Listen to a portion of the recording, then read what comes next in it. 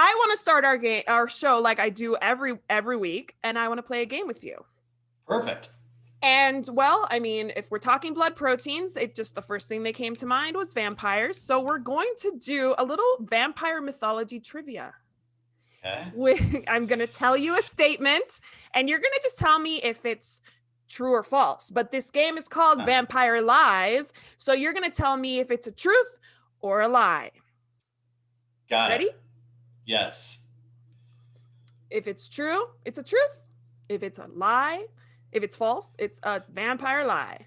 All right, So ready we to determined go. vampires as a real thing or not? Because I need to understand that before I answer these questions, maybe.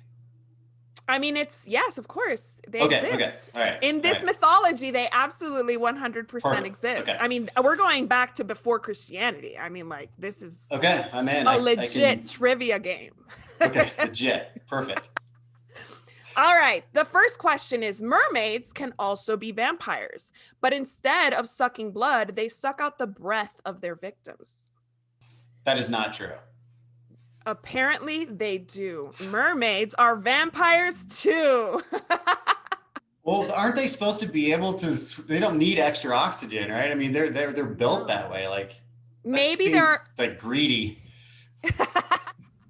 they don't need it. It's just wasteful at that point, right? It's totally wasteful. Okay. I think. Are you into sustainability? Because I'm getting that from you. Yeah, who isn't? You know, I mean... Who isn't? Very good answer. All right, next question.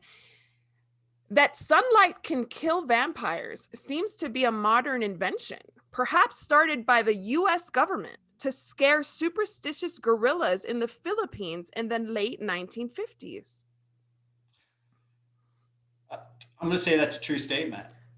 It sure is. Isn't that fascinating? Yeah, that is fascinating. I went with true because it's too crazy. Like, but then the government was involved. I'm like, well, that could be crazy enough then. Let's just say true. I guess so. All right. Certain regions of the Balkans believe that fruits such as pumpkins or watermelons would become vampires if they were left out longer than 10 days or not consumed by Valentine's Day. That is no way true. That's a false statement. You know what's funny? It's false. You're right. It's a vampire lie, except the only thing that's false about it is that it's Valentine's Day. They believe that if you don't consume these fruits by Christmas, the fruits become vampires. So you're throwing in pretty tricky questions then, based on... Okay. I know. I mean, I gotta keep it on your toes. So I don't even remember the website that I took these from. Like, I'm literally blanking right now, but it's a website dedicated to vampire mythology, and it's just information that you never thought you always wanted to know about vampires. Let's check it out. Before Christianity, it was not unusual for a corpse to be buried face down so it would dig down the wrong way and become lost inside the earth. I am going to say that is false statement. It's true. I guess this was the vampire prevention method of the time. Oh, that makes sense. I just have never seen anything. I follow a lot of weird, like museum archive things on Twitter, and I think I would have seen that, but there's no vampire related posts. Or tweets. You know what?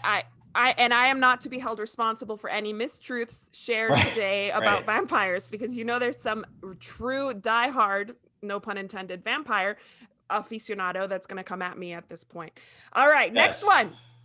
One way to supposedly deter a vampire is to throw seeds, usually mustard seeds, outside a door or place fishing net outside a window. I don't think that they'd be afraid of fishing net. I don't get the mustard seed.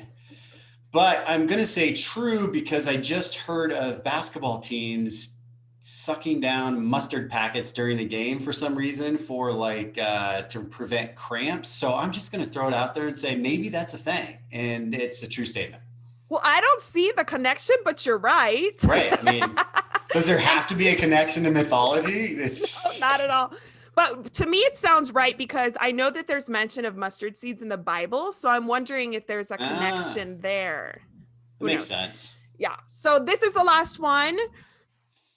A vampire supposedly has control over the animal world and can turn into a bat, rat, owl, moth, fox, or wolf. I'm going to say true on that one. Absolutely true. Isn't that so cool? Yeah, because I know the bat thing is for sure in the movies. I think a wolf thing is for sure in the movies. I think that's, yeah, no doubt about it. That's an easy one. I like the easy one for the last one. Okay, well, I have a bonus question. Okay, great. Here we go. What is a group of vampires called? And this was bonus, so you actually have to come up with a word for it. A group of vampires would be called. There are multiple options. Oh, okay. I was going to say fangers. Oh, that's like their band name. I like it. Oh, okay. Yeah, the band name. What are the options? So they can be called a clutch, a brood, a coven, a pack, or a clan. I think coven sounds like the most kind of like Witchy. I'm going to go with coven. Yeah, well, no, those are all options. Oh, that's it. So they could be a pack of wolves, a pack of vampires. Yeah, I think it's coven for sure. Coven. The only one that is not on there that I like to call it a squad of vampires, but that's just me. Yeah. Girl that sounds squad. like a middle school cartoon that parents are really upset about. Vampire Squad or something. Exactly. It's very Taylor Swift to me, I feel like. Right. All right.